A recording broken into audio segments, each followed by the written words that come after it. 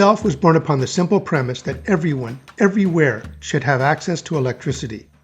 The year was 1990.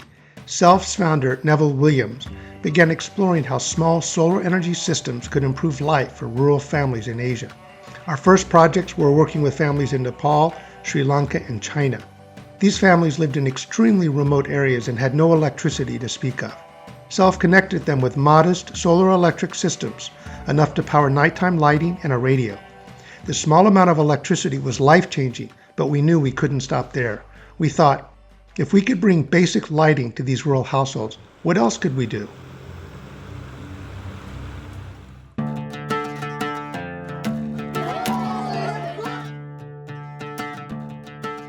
Around the turn of the century, the nature of Self's work also changed, from installing solar home systems to larger community-scale projects.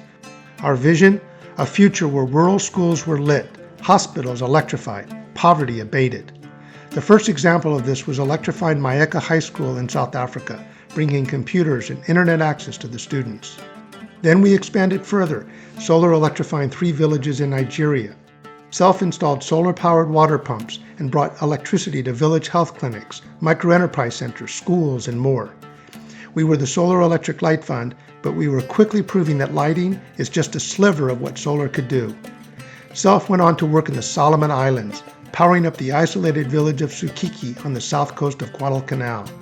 We went to Bhutan, a Buddhist kingdom in the Himalayas, where we connected a remote community to electricity for the very first time while protecting their pristine environment.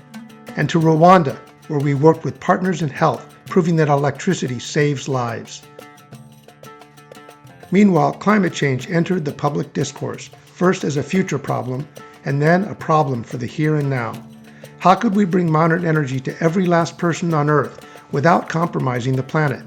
How could we forge an energy transition that is swift, comprehensive, and just? It became more important than ever to partner with the communities most impacted by climate change, and together implement practical solutions to the crisis. So we headed to Benin in West Africa, where we worked with farming cooperatives to spearhead the solar market garden model, solar-powered farms that grow food and generate income for women farmers, all while building climate resilience. We partnered with indigenous communities in Colombia to electrify schools, health clinics, and community spaces while honoring their commitment to the planet. We partnered with women's organizations to foster safety, health, and opportunity using clean energy, and in doing so, support a more equitable climate movement and world.